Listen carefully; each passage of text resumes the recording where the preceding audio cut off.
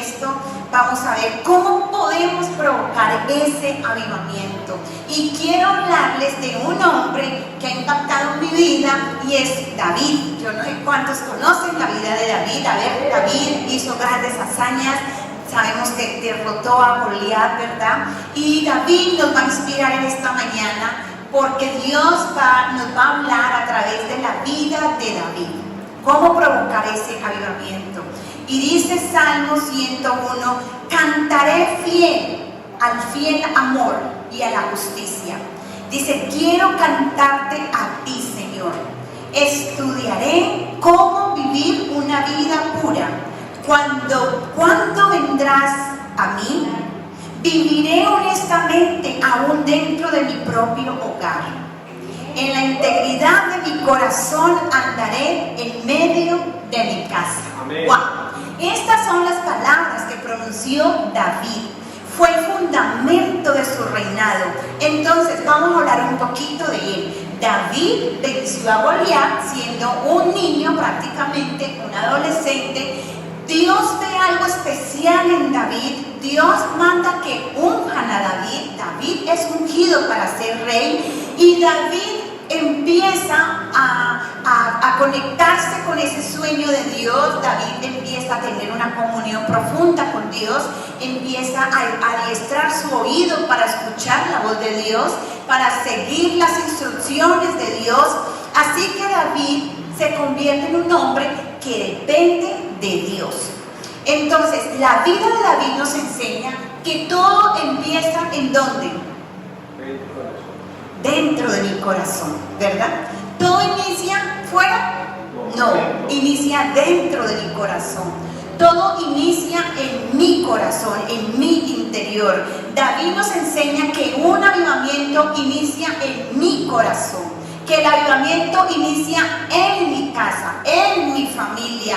David nos enseña que todo lo que tiene que ver con Dios inicia dentro de nosotros. Así que si queremos ver el mover de Dios en nuestros amigos, en nuestra casa, en nuestras escuelas, en la universidad, en el barrio y en Tuluá, ese mover de Dios debe iniciar en nuestro corazón. Amén. Porque tu liderazgo influye en tu familia, en tu vida, en tu casa. Amén. Y esto lo vemos en David. David fue ungido, fue separado y empieza a caminar con Dios. Dios cumple, tiene un propósito para la vida de David y llega desde muy temprano. Él todavía era soltero, no se había casado. Entonces la plenitud de Dios inicia en la etapa donde nos encontramos. Amén. Amén. Amén. No podemos decir, no cuando yo me case, no cuando llegue bueno, iba a decir una palabra que mejor no la digo. No, la plenitud de Dios inicia ahora, en nuestro presente, en la etapa que estamos viviendo. Amén. Entonces, todo inicia con nosotros en nuestro corazón. Parece que David empieza y sigue creciendo y empieza a reinar. Pero ¿qué pasa en la vida de David? Parece que David se olvidó de cuál era su fundamento. David empieza a desenfocarse, olvida que él había derrotado a Goliat, no por sus fuerzas, sino que Dios lo había hecho a través de él. Y David empieza a perder el enfoque de su reino, el enfoque de su vida. David tenía una gran casa, ¿verdad? Tenía un gran palacio. La Biblia dice que David llegó a tener una economía sin límites. Tenía revelación de parte de Dios, componía cantos, tenía una relación muy estrecha con Dios, tenía fama. David consiguió todo esto y hay quienes dicen, no, si yo tuviera aquello, o si yo tuviera lo otro, si yo tuviera esa fama, si yo tuviera esa casa, si yo tuviera esa riqueza. Pero ¿qué nos va a enseñar Dios a través de la vida de David? Cuando David está en su reinado, allí en su palacio, la Biblia nos dice que David desde su casa vio a una mujer que se llama Betsabé. David la ve a ella, es atraído por ella, ese impulso se despertó y él dice, no, yo tengo que estar con esa mujer. mira a fulanito, anda con Vidal a decirle que se venga a tomar una copita conmigo, a que tomemos la merienda. Y yo me imagino que Betsabé, ni corta ni perezosa, se fue al palacio de David. Y muchos conocemos la historia. David se charla a Betsabé, le brinda una rica merienda o un helado, no sé qué habían tomado esa tarde. La historia dice que David se acostó con Betsabé y fruto de esa aventura Betsabé queda embarazada. Entonces David tiene un gran problema. Dice, ¿cómo voy a tapar ese error que yo he cometido? ¿Cómo voy a disimular ese pecado? Entonces David se cranea un plan maquiavélico, manda a traer al esposo de Betsabé, que se llama Urías, y dice, no, traigan a Urías. No, es que está en la guerra, están peleando, no puede venir. No, díganle que el rey lo necesita. Así que Urías viene a la casa de Betsabé y una vez allí, el corazón de Urías es tan honesto que él dice, no, yo no puedo entrar a mi casa. ¿Cómo voy a estar con mi esposa cuando mis compañeros están en la guerra? Así que Urías ni siquiera entra a la casa y David dice, ¿qué voy a hacer? Necesito tapar este pecado. Entonces David le dice al jefe del ejército, manda a Urías a que vaya a pelear y ponlo en la primera fila para que cuando los enemigos ataquen, Urías muera. O sea, se fue creciendo el enano, ¿verdad? Se va complicando la cosa. Entonces, una vez Urías está allí en primera fila, el enemigo ataca y Urías muere. ¡Qué fuerte! ¿Verdad? David en el intento de encubrir su pecado. Así que David cree que eso quedó allí escondidito, que nadie se iba a enterar. Entonces vemos que Dios manda a un hombre que se llama Natán. Y Natán le dice, Dios le dice, ve y pregúntale a David qué ha pasado en su vida por estos días. Entonces Natán le dice, hola David, ¿cómo estás? No, parce, todo bien, aquí en mi reinado, conquistando reinos, ganando batallas. Entonces Natán se va. Dios le dice, no, Natán, necesito que vayas y me confrontes a David. ¿Qué ha pasado en su corazón? Entonces Natán regresa y le dice a David, oye David, ¿cómo te parece? Un hombre tenía muchas ovejas, pero va a la casa de un amigo y coge la oveja, la única que tenía, y la mata. Entonces David, yo me imagino que allí con sus espadas se empaima y dice, ese hombre tiene que morir, es un sinvergüenza, ¿cómo que ha hecho eso? Que vaya a la cárcel, que muera. Entonces Natán le dice, David, ese hombre eres tú. Y en el momento que Natán le dice a David eso, el corazón de David se siente confrontado por Dios. Pero algo que me llama la atención es que cuando Dios nos confronta a nosotros, no lo hace para hundirnos, no lo hace para condenarnos ni para juzgarnos, sino que cuando Dios nos confronta a nosotros, lo hace para restaurar nuestro corazón. Entonces David dice, ¿cómo pude haber hecho eso? Y en ese momento David es confrontado con su pecado, lo confiesa al Señor, confiesa su pecado de mentira, de codicia, de lujuria, de asesinato. Y ahí lo vemos en el Salmo 51 diciendo, Señor, ten compasión de mí. Dios mío, conforme a tu fiel amor, conforme a tu gran misericordia, borra mis rebeliones. Y en el versículo 7 dice, purifícame, lávame y quedaré más blanco que la nieve. Y podemos ver lo que hace el pecado en el corazón del hombre. El pecado viene y nos hace sentir sucios, nos hace sentir manchados. El pecado nos daña, el pecado nos roba la paz, nos consume, nos enferma, nos roba el propósito. El pecado daña nuestras relaciones, daña nuestras finanzas, daña nuestra nuestra salud. Y yo me imagino el dolor en el corazón de David, que él tiene que decirle: Señor, lávame, purifica mi corazón. Y en ese momento Dios, que Dios se conmueve fácilmente cuando hay un corazón que es quebrantado, un corazón que se humilla, la mano de Dios se mueve. Amén. Amén. Y en ese momento el salmista David empieza a decir: lávame, límpiame. Y lo que él está diciendo en ese momento es que está reconociendo su pecado y que él se había alejado del Señor.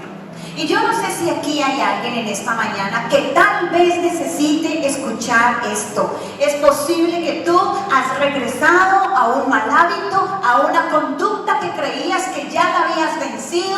Es posible que en tu corazón tú hayas vuelto a esas viejas conductas, a ese pecado que parecía que ya habías dejado, has caído en la tentación. Pero yo quiero decirte en esta mañana, si nos volvemos a Dios, Él nos lava, Él nos purifica y nos hace más blancos que la nieve. Amén, amén. Y Dios quiere que te diga: no he terminado contigo, hay un nuevo comienzo para tu corazón.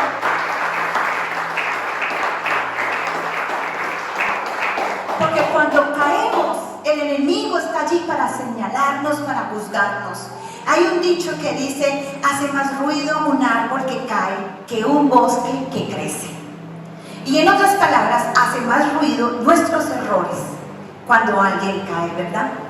Pero Dios quiere que esos bosques que están creciendo, porque yo creo que aquí, en el lugar de su gloria, hay bosques que están creciendo. Dios quiere que sigamos creciendo, que sin caer. Y si has caído, Dios está presto para levantarte y para restaurarte en esta mañana. Amén, amén. Y en el Salmo 51, David está regresando a una promesa que había hecho, a una visión que él tenía, y que él se arrepiente, reconoce su pecado, se arrepiente, y luego David nos enseña por qué cayó. Esto me parece increíble, maravilloso. ¿Por qué cayó? ¿Qué fue lo que David dejó de hacer para caer? ¿Qué necesitamos nosotros hacer para no caer? Y si hemos caído, ¿qué vamos a hacer para ser restaurados por Dios? Amén. Amén. Ahora, 4 principios para levantarnos si hemos caído o seguir creciendo sin caer. Amén. Número 1, guarda tu corazón. David se propuso guardar su corazón. Era soltero, y luego se casó, pero su corazón se desvió. Dice en el versículo 10: crea en mí, oh Dios, un corazón limpio y renueva un espíritu fiel dentro de mí. En otras palabras, David dice: dejé de guardar mi corazón. Lo primero que David le pide a Dios es un corazón limpio. David sabe que él había dañado, había desenfocado su corazón, y que el problema de él estaba en su interior. Amén. En su interior. Y nosotros a veces creemos que el problema está afuera. Es que si yo tuviera esto, o si yo me ganara esto, o yo tuviera un ministerio más famoso, o si yo predicara mejor, tuviera una mejor casa, y si yo tuviera ese carro, y creemos que eso es el problema, porque no lo tenemos. Y el problema es que está en nuestro interior, en nuestro corazón. Amén. Y lo que David dice es que teniéndolo todo, lo que él nos enseña es que teniéndolo todo podemos caer, porque él lo tenía todo y aún así cayó. Amén. Entonces, la integridad no viene de las circunstancias externas. La integridad viene de la condición de mi corazón. Amén. Por eso yo creo que hoy todos debemos de pedirle, Señor, ayúdame a tener un corazón limpio, ¿verdad? Crea en mí un corazón limpio. Hay cosas que dañan nuestro corazón, que ensucian nuestro corazón. Cuando hay ofensas, cuando no soltamos la ofensa, la amargura, cuando la falta de perdón, la envidia. Miren, tantas cosas que van ensuciando nuestro corazón. Y eso nos deja que tengamos un corazón íntegro. Amén. Entonces, primer principio, guardar nuestro corazón. Número 2, pon en mí un espíritu fiel. Fiel es como sinónimo de rectitud. Y él lo que está reconociendo David es que había perdido la brújula. Esa rectitud que estaba en su corazón, lo que guiaba su corazón, ya no lo guiaba más. Entonces David está diciendo, Señor, no sé en qué momento perdí la brújula. Y él dice, por eso te pido que me des un espíritu fiel, un espíritu recto. Lo que David está diciendo y está reconociendo es que él ya no estaba alineado con el propósito de Dios, ya no estaba alineado con las metas de Dios. Y él dice, es que es difícil ser rey. Y usted podría decir en esta mañana, es que es difícil ser padre, es difícil ser un esposo fiel, es difícil ser una esposa fiel, es difícil ser cristiano en este siglo XXI, pero aún así David nos está diciendo que nuestras acciones no deben estar tomadas por lo que dice el mundo, sino que lo que debe guiar tus decisiones es la brújula que Dios ha colocado en nuestro corazón, que es su palabra. Tener un espíritu recto quiere decir que yo me alineo con lo que Dios tiene para mi vida. Las decisiones mías no las tomo en base a lo que dice el mundo. Mi soltería no la vivo conforme dice el mundo, o mi matrimonio no lo guía lo que dice el mundo, sino que tengo una brújula. Amén. Y es la que me ayuda a serle fiel a Dios. Amén. Amén. Amén. Entonces David le dice, necesito volver a enfocarme. Por eso te pido que me des un espíritu fiel. Y número 3, él le dice, quiero tener comunión con tu presencia. Y en el versículo 11, David dice, no me expulses de tu presencia, no me quites tu Santo Espíritu. Mire, David había perdido lo más importante, que era la comunión con Dios, pero David no le dijo, Señor, no me quites mis Mercedes, no me quites mis audios, mis caballos. Él no le dijo, Dios mío, no me quites mis ejércitos, no me quites el palacio. David sabía cuán importante era Dios en su vida y le dice, Señor, una cosa te pido, no me quites tu Santo Espíritu, que tu presencia no se vaya de mi vida, porque es lo más grande, es lo más valioso y es lo que más me importa. Y qué fácil podemos perder el enfoque, iglesia. Qué fácil podemos dejar que lo más importante deje de ser importante. Y David reconocía que eso era lo más importante para él. Y él dice, no me quites tu santa presencia. Como está nuestro corazón, como está nuestra relación con Dios, eso se refleja en el exterior. ¿Cómo está tu relación con tu matrimonio? Eso es un indicador de cómo está tu comunión con Dios. ¿Cómo está tu relación con tus hijos, con tus padres, con tu familia? Eso es un indicador de cómo está mi relación con el Señor. Por eso el Señor dice, el que me busca en el secreto será recompensado en lo público. Y cuando tú gozas de esa comunión con Dios, Dios va a hacer que el favor te llegue a tu vida, que las bendiciones te persigan. No vas a tener que ir tras nada, porque el Señor lo va a traer a tu vida. Eso es lo que Él dice, el que me busca en secreto será recompensado en público. Amén, amén. Y eso se refleja en todo lo que nosotros hacemos. Y en el versículo 12 dice, vuélveme el gozo de tu salvación y tu espíritu me sustente. Y a veces nosotros fácilmente perder el gozo de nuestra salvación. A veces nos alegramos, más fácil, nos alegramos cuando compramos nuestra casa, cuando adquirimos el carro que queríamos, la moto, o nos alegramos por los negocios que hacemos, por el ascenso que tuvimos en el trabajo, pero nuestra verdadera felicidad, la fuente de nuestra felicidad, debe venir de saber que el Señor es nuestro Salvador. Amén. Y que Él es la fuente de nuestro gozo. Amén. Que nuestro gozo, que nuestra alegría no depende de las cosas del exterior o de las circunstancias, sino que viene de saber que tenemos al Señor por nuestro Rey y por nuestro Salvador. Amén, amén. Y David le dice: quiero gozarme en ti. No quiero olvidar cuál es la fuente de mi gozo. No es el palacio, no es las batallas, no son los ejércitos. La fuente de mi gozo es mi salvación. Y número 4, el cuarto principio es tener propósito. El versículo 13 dice: entonces enseñaré a los rebeldes tus caminos y ellos se volverán a ti.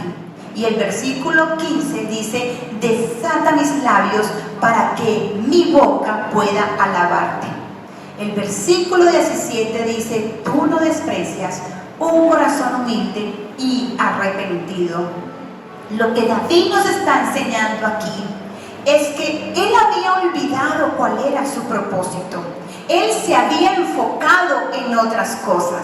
Había empezado a enfocarse en su reino, en lo que tenía, en lo que hacía, pero había olvidado cuál era su propósito. Ahora yo quisiera que levantáramos la mano los que aquí somos maestros. A ver, ¿cuántos maestros tenemos aquí? Que trabajan, maestros, mire, tenemos maestros. Ahora, ¿cuántos estilistas tenemos aquí? ¿Cuántas personas se dedican a la estética, a la belleza? A ver, levanten la mano. ¿Cuántos contadores tenemos aquí? Ingenieros, administradores de empresa. Muy bien. Enfermeros, comerciantes, policías. Yo quiero decirte una cosa: ese no es tu llamado. Ese es tu lugar de servicio.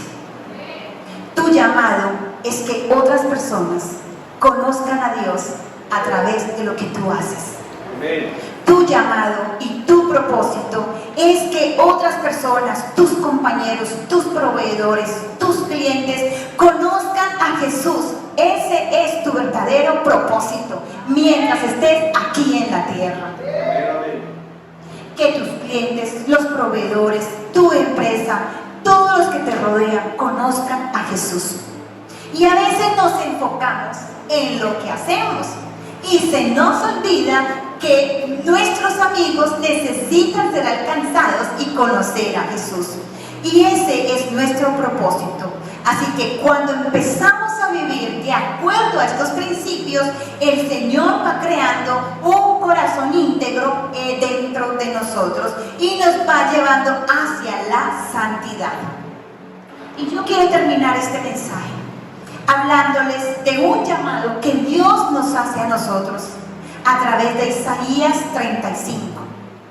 Isaías 35 es la promesa que Dios nos está dando, iglesia, de un avivamiento. Es el deseo que Dios tiene de restaurar su iglesia a través de este tiempo, a través de tu vida. Dios quiere traer un avivamiento a tu lugar, pero no va a iniciar allá afuera, va a iniciar en tu corazón, va a iniciar cuando tú y yo nos volvamos a Él y reconozcamos que Él ya no es el que tenía ese primer lugar en nuestra vida y que debemos regresar a Él con un corazón arrepentido. Amén, amén. Isaías 35:3 dice: fortalece las manos cansadas y afirma las rodillas endebles. Y esta es una instrucción para la iglesia. Y aquí hay una explicación práctica de lo que Dios quiere para nuestra vida. Esta es una preparación, iglesia, de lo que Dios va a hacer a través de nosotros. Así que, ojo, porque Dios nos va a dar una revelación grande en nuestra vida en este momento. Esta semana estábamos viendo un programa que se llama Tercer Milenio. Y este programa estaba hablando de que los científicos de todo el mundo se habían reunido porque ellos manejan un reloj. Y a través de ese reloj ellos han venido como en una línea de todo lo que ha sido la historia, las guerras y todo lo que está pasando en Israel. Y ellos decían, según este reloj, faltan 90 segundos para la autodestrucción del mundo. Y seguido de eso que ellos estaban comentando, hablaron del creador de Facebook y de Instagram, Zuckerberg, tiene un nombre todo raro. Y él decía que este hombre, el creador de Facebook y de Instagram, había comprado 600 hectáreas, yo no sé en dónde, no recuerdo bien, y que él compró 600 hectáreas de tierra y mandó a hacer un búnker debajo de la tierra, su propia ciudad, porque él sabe que viene la autodestrucción del mundo. Y yo inmediatamente pensé, como si eso lo fuera a salvar de la venida de Jesús. El mundo sabe que viene la autodestrucción, pero el mundo no quiere reconocer que es que Jesús viene y está a las puertas. Y hoy esta palabra es para nosotros como iglesia. Y Dios nos da una instrucción y dice, fortalece tus manos débiles y las rodillas que están endebles. Y cuando veo este versículo, veo la urgencia, que es el momento, que es la hora de que la iglesia despierte de su letargo, que estamos en los días en los que Dios quiere restaurar la tierra, pero Dios no va a hacer nada si tú y yo realmente no nos volvemos a Él en el principio de la oración. Y Él dice, fortalece manos débiles. Y nosotros que tenemos nuestra vida cristiana, usamos las manos para adorar a Dios y para servir. Y yo quisiera preguntarte honestamente, ¿cómo están tus manos en esta mañana? ¿Están debilitadas por la falta de uso? ¿Se ha enfriado tu adoración a Dios? ¿El servicio no tiene sentido para tu vida? ¿Se ha debilitado tu mano por falta de uso? Sé que personalmente nos vamos cayendo fácilmente en la autocomplacencia. Cuando se trata del área de la adoración y cuando se trata del área de servir a los demás. Y tal vez para muchos esa prioridad ha sido desplazada por otras cosas que se han vuelto prioridad en nuestra vida. Y buscar la presencia de Dios ya no es una prioridad como antes lo hacíamos. Ahora dedicamos más tiempo a nuestros trabajos, a nuestra carrera, a nuestro estatus, a buscar más dinero. Y no quiero decir que eso sean cosas malas. Hay cosas que estamos haciendo, pero que han desplazado lo que debe ser lo primero en nuestra vida. Y si hoy hiciéramos un inventario de cómo está nuestra agenda, de cómo está nuestro tiempo, eso nos daría una imagen de lo que realmente es lo más importante para nuestra vida y lo más valioso. Y hay un mandamiento que dice, yo el Señor, uno soy, y no hay Dios fuera de mí, y no adorarás a nadie más. Pero hoy, iglesia, es tan fácil como David desenfocarnos y empezamos a darle más valor a otras cosas que no son Dios. Y cuando esas cosas empiezan a estar allí, sencillamente empiezan a ser el Dios de nuestra vida. Y la palabra de Dios dice, no te harás imagen alguna. Y solo a mí me adorarás. Y nosotros como iglesia empezamos a buscar más esas otras cosas, nuestras manos empiezan a debilitarse, empezamos a perder nuestro enfoque, lo que realmente debe ser el sentido de nuestra vida, y buscar a Dios en oración ya no es prioridad para nosotros. Y lo que ella está diciendo es: afirma las rodillas endebles. Y es como una imagen de unas rodillas que están unidas y no avanzan porque tienen miedo. Y yo sé que estamos viviendo en épocas que tal vez no son tan fáciles, pero que necesitamos valor para vivir y para ir en contra de una cultura que está allá afuera. Cuando todos los demás se doblan, para que tú puedas permanecer firme, necesitas un valor. Y tú dirás: ¿y cómo lo obtengo? ¿Cómo hago para tener el valor y el poder que necesito para vivir en este siglo XXI? Y la respuesta es: volver al lugar secreto. Amén. Volver al lugar de la oración. No hay hombre más grande que su vida de oración. La oración es donde Dios calibra nuestra visión. La oración es donde Dios nos da el poder para vencer nuestras luchas. La oración es el lugar donde Dios nos da el poder para vencer el miedo. La oración es el lugar donde nuestra alma necesita o busca la paz. En un mundo donde cada día la ansiedad y el estrés quieren golpear a nuestra vida, y lo que necesitamos es la paz de Dios que gobierne nuestra mente, pero solamente hay un lugar, y es la oración. Y es allí donde recibimos la unción y el poder de Dios para vencer los actos pecaminosos de nuestra vida, para vencer la tentación, para vencer lo que nos hace caer, ese hábito oculto, esa adicción que no nos deja ser libres. Hay un lugar donde Dios tiene un poder para nuestra vida y se llama la oración. No hay vida si no hay oración. No podemos tener la unción del Espíritu Santo si el poder de la oración no está en nuestra vida. No podemos tener poder para avanzar si no somos una iglesia que busca a Dios en oración. Y creo, iglesia, que Dios nos hace un llamado a avivar la llama de la oración en nuestra vida.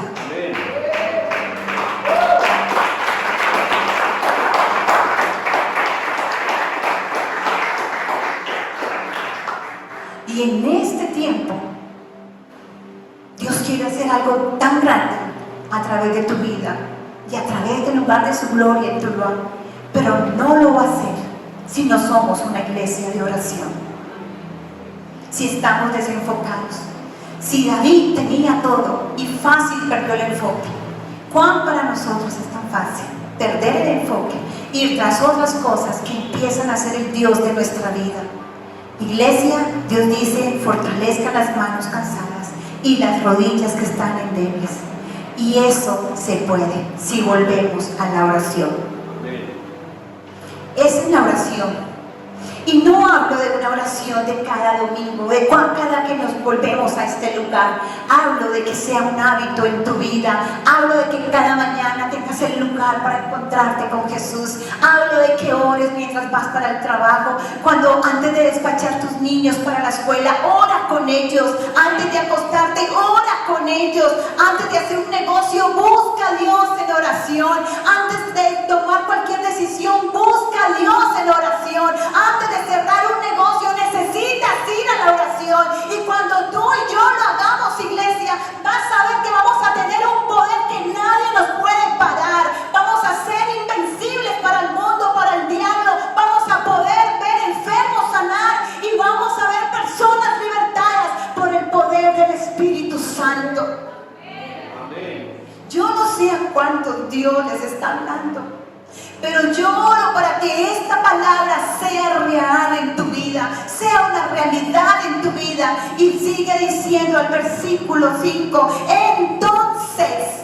y ese entonces es como el resultado. Mira cuál va a ser el resultado. Dice: los ojos de los ciegos serán abiertos, los oídos de los sordos se abrirán. Entonces el cojo saltará como un ciervo, cantará la lengua del mudo, porque aguas serán cavadas en el desierto y torrentes en la soledad. Habrá una carretera que será llamada camino a la santidad. Y el Señor está diciendo: cuando ustedes hagan esto, entonces van a ver que aquellas cosas van a suceder. Amén, amén. Y cuando nos dice habrá un camino a la santidad, es un llamado para nosotros, iglesia. No hay avivamiento si no hay santidad. Y nosotros hemos sido llamados como David, separados como David, tenemos un propósito como David, pero no podemos vivir una vida de lunes a sábado y otra el domingo. Dios nos ha llamado a ser diferentes. Somos como una ciudad colocada en la colina, somos luz en medio de las tinieblas, y Dios nos dice: tú debes ser diferentes a los del mundo. Hemos sido llamados para ser como Jesús, pensar como Jesús, hablar como Jesús, actuar como Jesús. Y eso se llama santidad. Amén, amén, amén. Y quiero terminar con esto. Y Él dice, cuando dice que los mudos cantarán, los ojos verán, los ciegos verán, Él nos está hablando de que cuando Dios llega a la vida de una persona, cuando alguien se encuentra con Jesús, el Señor hace algo sobrenatural. La Biblia dice que el príncipe de este mundo ha enceguecido el entendimiento para que la gente no vea a Jesús y no entienda. Pero cuando tú te encuentras con Jesús, el Señor es como si hiciera un desbloqueo. Entonces tú lo puedes ver a Él, y así como David vio su pecado, tú puedes ver tu pecado y puedes decir: Señor, perdóname. Yo no sé si les ha pasado. En alguna ocasión fui al armario, cogí una blusa, no había poca luz, me la coloqué, pero cuando encendí la luz de mi habitación me di cuenta que tenía una mancha. Y cuando tú vienes a la presencia de Dios, es como si te hicieras a la luz, y el Señor, así como lo hizo con David, te hace ver que hay una mancha en tu corazón, que hay un pecado que debes abandonar, y te lleva al arrepentimiento. Eso es lo que hace el Espíritu Santo. Y Él dice: yo voy a desbloquear para que tus ojos puedan ver y tú puedas escuchar. Y hay gente oprimida por el pecado, en angustia, en desesperación, en depresión, hay enfermedades del alma, pero cuando tú le das lugar a Dios en tu vida, entonces Dios te liberta. Y la lengua empieza a cantar. Dice: la lengua del mudo cantará y alabarás al Señor, porque cuando Dios llega a nuestra vida hay libertad. Hay libertad. Vamos a estar de pie.